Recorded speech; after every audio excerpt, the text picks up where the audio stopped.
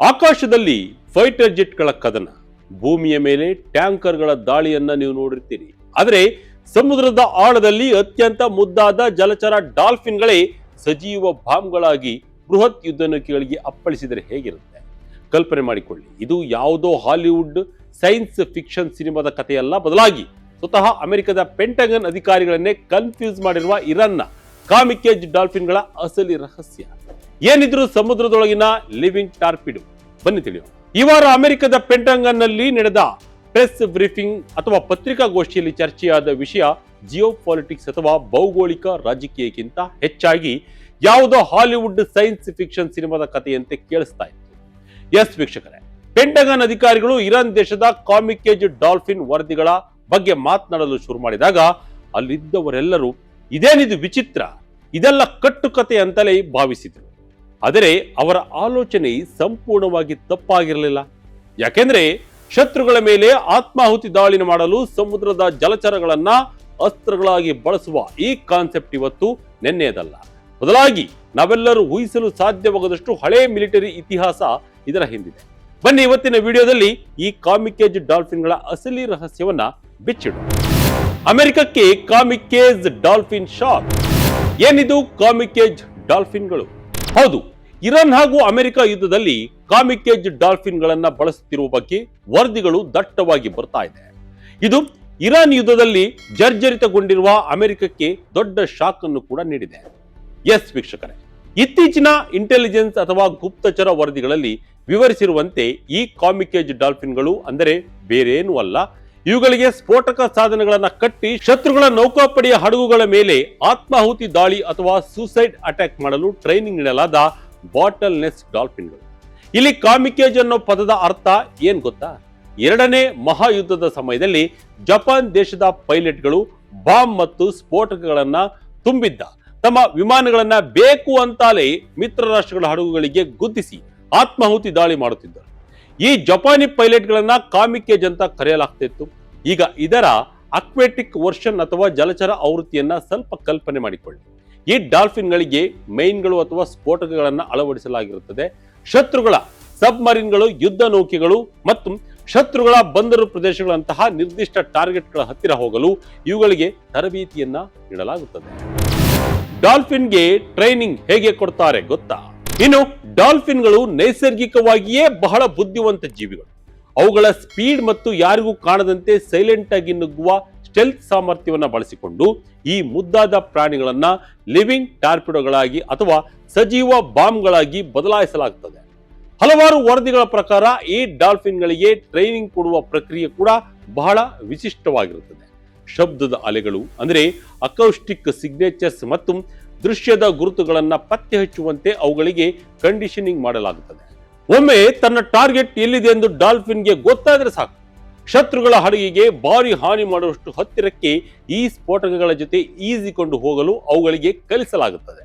ಈ ಸ್ಫೋಟಕಗಳನ್ನ remote ಮೂಲಕವಾದರೂ blast ಮಾಡಬಹುದು ಅಥವಾ timer mechanism ಮೂಲಕವಾದರೂ ಸ್ಫೋಟಿಸಬಹುದು. Cold war Soviet ಒಕ್ಕೂಟದ ಪ್ಲಾನ್. ಡಾಲ್ಫಿನ್ಗಳ ಬೆನ್ನಿಗೆ ಹಾರ್ಫೋನ್ ಅಸ್ತ್ರಗಳು. ವೀಕ್ಷಕರೇ, ಇದೇನು ಹೊಸ ಕಾನ್ಸೆಪ್ಟ್ ಅಲ್ಲ. ಇಂತಹ ಕಾರ್ಯಕ್ರಮಗಳ ಅಡಿಪಾಯ ಅಸಲಿಗೆ ಕೋಲ್ಡ್ ವಾರ್ ಅಥವಾ ಶೀತಲ ಸಮರದ ಕಾಲದಲ್ಲೇ ಶುರುವಾಗಿತ್ತು. ಈಗ ಸೋವಿಯತ್ ಯೂನಿಯನ್ ಸಮುದ್ರದ ಸಸ್ತನಿಗಳನ್ನ ಮಿಲಿಟರಿ ಕಾರ್ಯಾಚರಣೆಗೆ ಬಳಸುವ ಬೃಹತ್ ಸಾಮರ್ಥ್ಯವನ್ನ ಅಭಿವೃದ್ಧಿಪಡಿಸಿತ್ತು. ಆಗಾಗಲೇ ಕ್ರೈಮಿಯಾದ ಸೆವಾಸ್ಟೋಪಲ್ ಬಳಿಯಿದ್ದ ಸೀಕ್ರೆಟ್ ಸ್ಪೆಷಾಲಿಟಿಗಳಲ್ಲಿ ಕೆಲಸ ಮಾಡುತ್ತಿದ್ದ ಸೋವಿಯತ್ ಟ್ರೈನರ್ಗಳು ಡಾಲ್ಫಿನ್ಗಳಿಗೆ ಒಂದು ಅದ್ಭುತವಾದ ವಿದ್ಯೆಯನ್ನ ಕಲಿಸಿದ್ದರು. ಅದೇನೆಂದ್ರೆ ಕೇವಲ ಸಬ್ಮರೀನ್ಗಳ ಪ್ರೊಫೈಲರ್ ಮಾಡುವ ಶಬ್ದಗಳನ್ನ ಕೇಳಿಯೇ ಇದು ನಮ್ಮ ಸಬ್ಮರೀನ್ ಹೌದೋ ಅಲ್ಲವೋ ಅಥವಾ ಇದು ಶತ್ರುಗಳ ಸಬ್ಮರೀನ್ ಆಗಿದೆಯೋ ಎಂಬುದನ್ನ ಗುರುತಿಸಲು ಈ ಡಾಲ್ಫಿನ್ಗಳಿಗೆ ಕಲಿಸಲಾಗಿತ್ತು.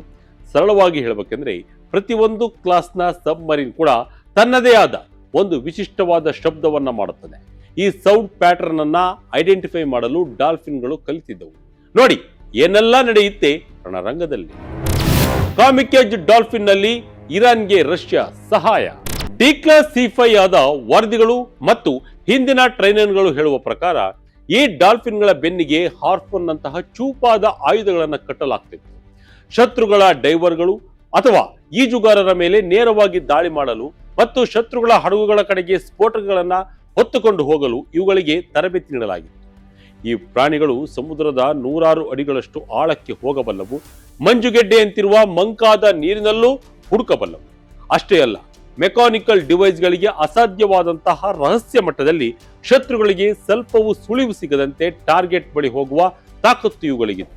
ಆದರೆ 1991ರಲ್ಲಿ ಸೋವಿಯತ್ ಒಕ್ಕೂಟ ಪತನಗೊಂಡಾಗ ಈ ಮಿಲಿಟರಿ ಅಸೆಟ್ಗಳನ್ನ ಹಾಗೆಯೇ ಕೈಬಿಡಲಾಗಿತ್ತು ಅಥವಾ ಬೇರೆಯವರಿಗೆ ಮಾರಾಟ ಮಾಡಲಾಯಿತು. 2000ನೇ ಇಸವಿಯ BBC ರಿಪೋರ್ಟ್ ಪ್ರಕಾರ ಇರಾನ್ ದೇಶವು ಇಂತಹ ಕೆಲವು ಟ್ರೈನ್ ಆದ ಡಾಲ್ಫಿನ್ಗಳನ್ನ ತನ್ನದಾಗಿಸಿಕೊಂಡಿತ್ತು. ಇದರ ಜೊತೆಗೆ ಇಂತಹ ಪ್ರೋಗ್ರಾಮ್ ಅನ್ನ ಮೇಂಟೈನ್ ಮಾಡಲು ಬೇಕಾದ ಎಕ್ಸ್ಪರ್ಟೈಸ್ ಅಥವಾ ಪರಿಣಿತಿಯನ್ನ ರಷ್ಯಾದ ಟ್ರೈನರ್ ಮೂಲಕ ಇರಾನ್ ಪಡೆದುಕೊಂಡಿದೆ ಎಂಬ ವರದಿಗಳಿವೆ. ಅಮೆರಿಕದ ನೌಕಾಪಡೆಯ ಸೀಕ್ರೆಟ್ ಪ್ರೋಗ್ರಾಮ್, 65 ವರ್ಷಗಳಿಂದ ಸೈಲೆಂಟ್ ಕಾರ್ಯಾಚರಣೆ. ವೀಕ್ಷಕರೇ, ಈ ವಿಚಾರ ಇನ್ನಷ್ಟು ಕಾಂಪ್ಲಿಕೇಟೆಡ್ ಆಗುವುದು ಎಲ್ಲಿ ಗೊತ್ತಾ? ಸ್ವತಃ ಅಮೆರಿಕ ಕೂಡ ಕಳೆದ ಹಲವು ದಶಕಗಳಿಂದ ಇಂತಹದ್ದೇ ಒಂದು ಮೆರೈನ್ ಮ್ಯಾಮ್ಯೂಲ್ ಪ್ರೋಗ್ರಾಮ್ ಅನ್ನ ನಡೆಸುತ್ತಾ ಬಂದಿದೆ. 1950ರ ದಶಕದಲ್ಲಿ, ಅಂದ್ರೆ 1959ರಿಂದ 63ರ ಆಸುಪಾಸಿನಲ್ಲಿ ಶುರುವಾದ ಅಮೆರಿಕದ ನೇವಿಯ ಈ ಪ್ರೋಗ್ರಾಂ ಬಾಟಲ್ಲೆಸ್ ಡಾಲ್ಫಿನ್ಗಳನ್ನ ಮತ್ತು ಕ್ಯಾಲಿಫೋರ್ನಿಯಾದ ಸೀ ಲಯನ್ಗಳಿಗೆ ನೌಕಾ ಕಾರ್ಯಾಚರಣೆಗಳಿಗಾಗಿ ಟ್ರೈನಿಂಗ್ ನೀಡುತ್ತದೆ. 1967ರಲ್ಲಿ ಕ್ಲಾಸಿಫೈಡ್ ಅಥವಾ ರಹಸ್ಯವಾಗಿದ್ದ ಈ ಪ್ರೋಗ್ರಾಂ 1990ರ ದಶಕದಲ್ಲಿ ಪಬ್ಲಿಕ್ ಆಗಿ ಡಿಕ್ಲಾಸಿಫೈ ಆಯಿತು. ಈಗ ಸ್ಯಾನ್ ಡಿಯಾಗೋ ಪಾಯಿಂಟ್ ಲೋಮಾದಿಂದ ಈ ಪ್ರೋಗ್ರಾಂ ಮ್ಯಾನೇಜ್ ಆಗ್ತಾ ಇದೆ. ಅಮೆರಿಕದ ಡಾಲ್ಫಿನ್ಗಳ ಮುಖ್ಯ ಕೆಲಸಗಳೇನು ಅಂದ್ರೆ ಸಮುದ್ರದೊಳಗಿನ ಮೇನ್ಗಳನ್ನ ಪತ್ತೆ ಹಚ್ಚುವುದು, ಅಂಡರ್ ವಾಟರ್ ಸರ್ವೈಲೆನ್ಸ್ ಮಾಡುವುದು ಮತ್ತು ಮಿಲಿಟರಿ ಸೈಟ್ಗಳ ಹತ್ತಿರ ಬರುವುದು, ಅನುಮಾನಾಸ್ಪದ ಡೈವರ್ಗಳನ್ನು ಗುರುತಿಸುವುದು. ಈ ಪ್ರೋಗ್ರಾಂನ ಒಂದು ಪ್ರಮುಖ ಮೈಲಿಗಲ್ಲು ಎಂದರೆ 1965ರ ಸೀಲೆಪ್ ಸೆಕೆಂಡ್ ಪ್ರಾಜೆಕ್ಟ್ ನಲ್ಲಿ ಟಫಿ ಎಂಬ ಡಾಲ್ಫಿನ್ ನೌಕಾಪಡೆಯ ಸಿಬ್ಬಂದಿಗೆ ನೀರೊಳಗೆ ಟೂಲ್ಸ್ ಮತ್ತು ಮೆಸೇಜ್ಗಳನ್ನ ಕೊಂಡೊಯ್ಯುವ ಕೆಲಸ ಮಾಡಿತ್ತು. ವರದಿಗಳ ಪ್ರಕಾರ ಈ ಪ್ರಾಣಿಗಳನ್ನ ವಿಯೆಟ್ನಾಂ ಯುದ್ಧ, ಇರಾಕ್ ಯುದ್ಧ ಮತ್ತು ಬಂದರುಗಳ ರಕ್ಷಣೆ ಕಾರ್ಯಾಚರಣೆಗಳಲ್ಲಿ ಬಳಸಿಕೊಳ್ಳಲಾಗ್ತಾ ಇತ್ತು. ಸುಮಾರು 65 ವರ್ಷಗಳಿಂದ ನಡೆಯುತ್ತಿರುವ ಈ ಪ್ರೋಗ್ರಾಂನಲ್ಲಿ 2024ರ ಹೊತ್ತಿಗೆ ಸರಿಸುಮಾರು 120 ಪ್ರಾಣಿಗಳಿವೆ. ಅಂದರೆ ಅಮೆರಿಕದ ನೇವಿ ಮಾತ್ರ ಈ ಡಾಲ್ಫಿನ್ಗಳನ್ನ ಲೀಥಲ್ ಅಟ್ಯಾಕ್ ಅಥವಾ ಕೊಲ್ಲುವ ದಾಳಿಗಳಿಗೆ ಟ್ರೈನ್ ಮಾಡ್ತಿಲ್ಲ ಅಂತ ಸತತವಾಗಿ ನಿರಾಕರಿಸುತ್ತಲೇ ಬಂದಿದೆ. ಈ ಪ್ರಾಣಿಗಳನ್ನ ಕೇವಲ ಡಿಟೆಕ್ಷನ್ ಮತ್ತು ಮಾರ್ಕಿಂಗ್ ಆಪರೇಷನ್ಗಳಿಗೆ ಮಾತ್ರ ಬಳಸಲಾಗ್ತಾ ಇದೆ ಅನ್ನೋದು ಅಮೆರಿಕ ಅಧಿಕಾರಿಗಳ ವಾದ. ಪ್ರಾಣಿ ದಯೆ, ಪ್ರಾಣಿಗಳಿಗೆ ಆಗುವ ಹಿಂಸೆ ಮತ್ತು ಮಿಲಿಟರಿ ಉದ್ದೇಶಗಳಿಗೆ ಇವುಗಳ ಬಳಕೆಯ ಬಗ್ಗೆ ಸಾಕಷ್ಟು ವಿವಾದಗಳು, ಟೀಕೆಗಳು ಕೂಡ ಇಂದಿಗೂ ಇವೆ. ಇರಾನ್ನ ಕಾಮಿಕೇಜ್ ಡಾಲ್ಫಿನ್ ವದಂತಿ, ಪೆಂಟಗನ್ ಕಡೆಯಿಂದ ಬಿಗ್ ರಿಯಾಕ್ಷನ್. ಇಷ್ಟೆಲ್ಲ ಇತಿಹಾಸ ಇರುವಾಗ ಈಗೇನು ಹೊಸ ಕಾಂಟ್ರವರ್ಸಿ ಅಂತ ನೀವು ಕೇಳಬಹುದು. ಇತ್ತೀಚೆಗೆ ವಾಲ್ ಸ್ಟ್ರೀಟ್ ಜರ್ನಲ್ ಒಂದು ರಿಪೋರ್ಟ್ ಪ್ರಕಟ ಮಾಡಿತ್ತು. ಅದರ ಪ್ರಕಾರ ಇರಾನ್ ತನ್ನ ಹಳೆ ಸೋವಿಯತ್ ಯುಗದ ಮರೈನ್ ಮ್ಯಾಮ್ಯೂಲ್ ಪ್ರೋಗ್ರಾಂ ಅನ್ನ ಮತ್ತೆ ಶುರು ಮಾಡಲು ಪ್ರಯತ್ನಿಸುತ್ತಿದೆ. ಹಾರ್ಮುಜ್ ಜಲಸಂಧಿಯ ಕಿರಿದಾದ ನೀರಿನಲ್ಲಿ ಶತ್ರುಗಳ ಹಡಗುಗಳತ್ತ ಮೇನ್ಗಳನ್ನ ಸಾಗಿಸಲು ಡಾಲ್ಫಿನ್ಗಳನ್ನ ಟ್ರೈನ್ ಮಾಡಿರುವ ಬಗ್ಗೆ ಈ ರಿಪೋರ್ಟ್ ನಲ್ಲಿ ಉಲ್ಲೇಖವಾಗಿತ್ತು. ಆದರೆ ಅಮೆರಿಕದ ಡಿಫೆನ್ಸ್ ಸೆಕ್ರೆಟರಿ ಪೀಟ್ ಹೆಕ್ಸತ್ ಈ ವರದಿಗಳನ್ನು ತಳ್ಳಿ ಹಾಕಿದ್ದಾರೆ. ಇವರ ಜೊತೆಗಿದ್ದ joint chiefs of staff chairman Dan Caine ರವರು ಲೇಸರ್ ಬೀಮ್ಗಳನ್ನ ಹೊಂದಿರುವ ಶಾರ್ಕ್ಗಳ ತರ ಅಲ್ವಾ ಅಂತ ತಮಾಷೆ ಮಾಡಿ ನಕ್ಕಿದ್ದಾರೆ. ಆದರೂ ಕೂಡ ಇರಾನ್ ನಂತಹ ದೇಶಕ್ಕೆ ಇಂತಹ ಶಸ್ತ್ರಾಸ್ತ್ರಗಳ ಸ್ಟ್ರಾಟಜಿಕ್ ಲಾಜಿಕ್ ನಿಜಕ್ಕೂ ವರ್ಕ್ ಆಗುತ್ತದೆ. ಯಾಕೆಂದರೆ ಅಮೆರಿಕದಂತಹ ಬೃಹತ್ ಕಡಲ ಶಕ್ತಿ ಎದುರು ಸಾಂಪ್ರದಾಯಿಕ ನೌಕಾ ಯುದ್ಧ ಮಾಡುವುದು ಇರಾನ್ಗೆ ಕಷ್ಟದ ಕೆಲಸ. ಹೀಗಾಗಿ ಈ ಕಾಮಿಕೇಜ್ ಡಾಲ್ಫಿನ್ಗಳು ಸೈದ್ಧಾಂತಿಕವಾಗಿ ಇರಾನ್ಗೆ ಅಮೆರಿಕದ ದೊಡ್ಡ ದೊಡ್ಡ ಹಡಗುಗಳನ್ನ ಹೆದರಿಸುವ ತಾಕತ್ತನ್ನ ಕೊಡಬಲ್ಲವು. ಡಾಲ್ಫಿನ್ಗಳು ನಿಜಕ್ಕೂ ಕಿಲ್ಲರ್ ವೆಪನ್ಸ್ ಆಗ್ತವ? ಈಗ ರಿಯಾಲಿಟಿ ಚೆಕ್ ಮಾಡೋಣ. ಡಾಲ್ಫಿನ್ಗಳನ್ನ ಮಿಲಿಟರಿ ಕಾರ್ಯಾಚರಣೆಗೆ ಬಳಸುವುದು ನಿಜ, ಆದರೆ ಇವುಗಳನ್ನೇ ಕಾಂಬ್ಯಾಟ್ ಅಥವಾ ಯುದ್ಧದ ಪ್ರಾಣಿಗಳಾಗಿ ಬಳಸುವುದು ಎಷ್ಟು ಸರಿ? ಡಾಲ್ಫಿನ್ಗಳು ಮೈನ್ಗಳನ್ನ ಡಿಟೆಕ್ಟ್ ಮಾಡಲು ಮತ್ತು ಶತ್ರುಗಳ ಈಜುಗಾರರನ್ನ ಪತ್ತೆ ಹಚ್ಚಲು ಬಹಳ ಎಕ್ಸ್ಪರ್ಟ್ ಆಗಿವೆ. ಯಾಕೆಂದ್ರೆ ಅವುಗಳ ಬಳಿ ಅತ್ಯಂತ ರಿಫೈನ್ ಆದ ಬಯೋಲಾಜಿಕಲ್ ಸೋನರ್ ಅಥವಾ ಎಕೋ ಲೊಕೇಶನ್ ಶಕ್ತಿ ಇದೆ. ಮನುಷ್ಯರು ಮಾಡಿರುವ ಸೆನ್ಸಾರ್ಗಳು ಫೇಲ್ ಆಗುವಂತಹ ಕತ್ತಲ ಮತ್ತು ಮಂಕಾದ ನೀರಲ್ಲೂ ಇವು ಕೆಲಸ ಮಾಡಬಲ್ಲವು.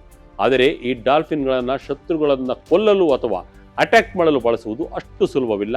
ಇದಕ್ಕೆ ಯಾವುದೇ ಸಾಕ್ಷಿಗಳು ಇಲ್ಲ. ಡಾಲ್ಫಿನ್ಗಳು ಎಷ್ಟೇ ಬುದ್ಧಿವಂತರಾಗಿದ್ದರೂ ಅವುಗಳು ಪ್ರಾಣಿಗಳೇ. ಯುದ್ಧದ ಭೀಕರ ಪರಿಸ್ಥಿತಿಯಲ್ಲಿ ಅವುಗಳನ್ನು ಕಂಟ್ರೋಲ್ ಮಾಡುವುದು ಕಷ್ಟ. ಜೊತೆಗೆ ಕ್ಯಾಪ್ಟಿವಿಟಿ ಸ್ಟ್ರೆಸ್ ಮತ್ತು ಯುದ್ಧ ವಲಯದಲ್ಲಿ ಪ್ರಾಣ ಕಳೆದುಕೊಳ್ಳುವ ರಿಸ್ಕ್ ಇವುಗಳ ಕಾರ್ಯಾಚರಣೆಯ ಸಾಮರ್ಥ್ಯವನ್ನ ಕಡಿಮೆ ಮಾಡುತ್ತದೆ. ಬಾಟಮ್ ಲೈನ್ ಏನಪ್ಪಾ ಅಂದ್ರೆ, ಡಾಲ್ಫಿನ್ಗಳು ಯುದ್ಧದ ಪರಿಸರದಲ್ಲಿ ಸಹಾಯ ಮಾಡುತ್ತಾವ ಅಂದರೆ ಖಂಡಿತ ಹೌದು. ಅಂಡರ್ ವಾಟರ್ ಸರ್ವೈಲೆನ್ಸ್ ಮತ್ತು ಮೈನ್ ವಾರ್ಫೇರ್ಗೆ ಇವು ಬೆಸ್ಟ್. ಆದರೆ ಇವೇ ಫ್ರಂಟ್ ಲೈನ್ ಕಿಲ್ಲರ್ ಸಿಸ್ಟಮ್ಗಳಾಗಿ ಕೆಲಸ ಮಾಡುತ್ತವ ಅಂದರೆ ಅದಕ್ಕೆ ಯಾವುದೇ ಪಕ್ಕ ಸಾಕ್ಷಿಗಳಿಲ್ಲ. ಪ್ರಸ್ತುತ ವರದಿಗಳ ಪ್ರಕಾರ ಇರಾನ್ನ ಕಾಮಿಕೇಜ್ ಡಾಲ್ಫಿನ್ ಕಾನ್ಸೆಪ್ಟ್ ಒಂದು ಐತಿಹಾಸಿಕ ಸಾಧ್ಯತೆ ಆಗಿದ್ದರೂ ಸದ್ಯಕ್ಕೆ ಇದೊಂದು ವದಂತಿ ಎನ್ನಬಹುದು. ಪೆಂಟಗನ್ ಕೂಡ ಇದನ್ನ ಅಲ್ಲೆಗೆಳೆದಿದೆ. ಆದರೂ ಶೀತಲ ಸಮರದ ಕಾಲದಿಂದಲೂ ಸಮುದ್ರದ ಆಳದಲ್ಲಿ ನಡೆಯುತ್ತಿರುವ ಈ ರಹಸ್ಯ ಕಾರ್ಯಾಚರಣೆಗಳು ನಿಜಕ್ಕೂ ಸರ್ಪ್ರೈಸಿಂಗ್ ಆಗಿದೆ. ಈ ಬಗ್ಗೆ ನಿಮಗೆ ಏನನ್ಸುತ್ತೆ ಕಮೆಂಟ್ ಮೂಲಕ ತಿಳಿಸಿ. ಇದಾಗಿತ್ತು ಈ ಕ್ಷಣದ ಇಂಟ್ರೆಸ್ಟಿಂಗ್ ಸ್ಟೋರಿ. ಇದೇ ರೀತಿಯ ಸ್ಟೋರಿಗಾಗಿ Vijaya Karnataka website, YouTube page, Facebook page follow ಮಾಡ್ತಾ ಇರಿ. ಧನ್ಯವಾದಗಳು.